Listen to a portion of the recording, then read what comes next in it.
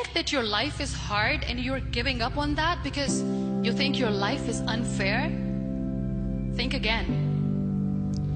I was 18 years old when I got married.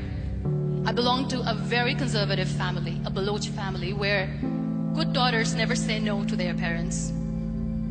My father wanted me to get married, and all I said was, if that makes you happy, I'll say yes. And of course, it was never a happy marriage. Just about after 2 years of getting married, about 9 years ago, I met a car accident. Somehow my husband fell asleep and the car fell in the ditch. He managed to jump out, saved himself. I'm happy for him. But I stayed inside the car and I sustained a lot of injuries. The list is a bit long. Radius ulna of my right arm were fractured. The wrist was fractured. Shoulder bone and collarbone were fractured.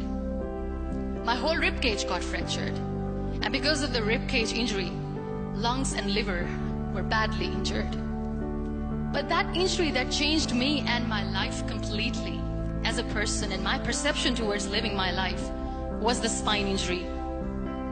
3 vertebrae of my backbone were completely crushed and I got paralyzed for the rest of my life. Many people came to rescue. They gave me CPR. They dragged me out of the car. And while they were dragging me out, I got the complete transection of my spinal cord.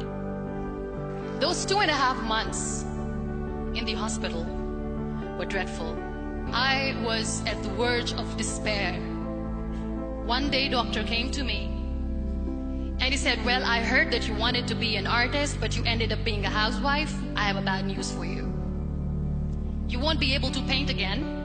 Next day, doctor came to me and said, your spine injury is so bad, you won't be able to walk again. I took a deep breath and I said, it's all right.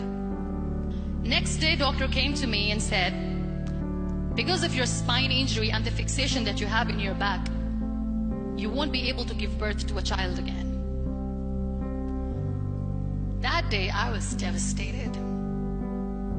I still remember, I asked my mother, why me?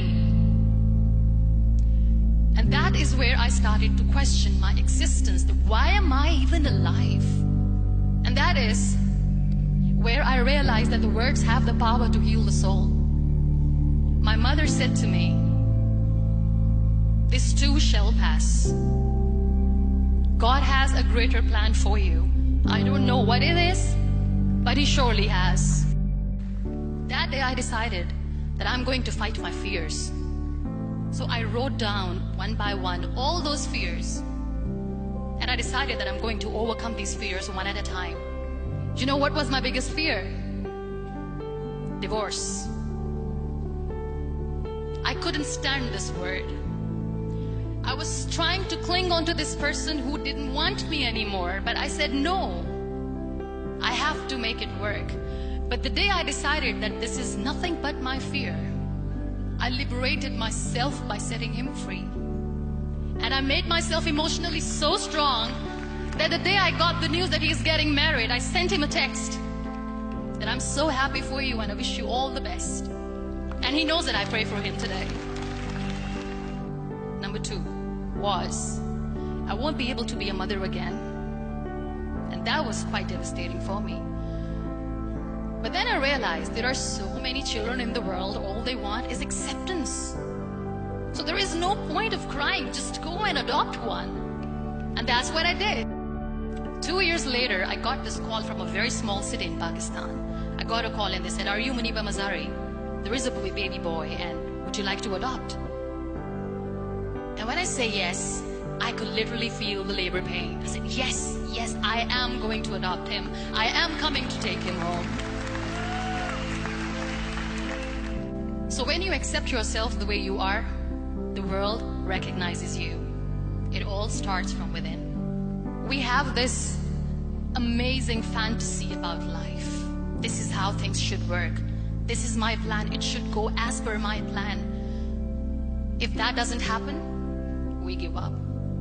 I never wanted to be on the wheelchair. Never thought of being on the wheelchair. This life is a test and a trial, and tests are trials are never supposed to be easy. So when you are expecting ease from life, and life gives you lemons, then you make the lemonade, and then do not blame life for that, because you were expecting ease from a trial. Trials make you a stronger, better person. Life is a trial, and with time you realize that. It is okay to be scared. It is okay to cry.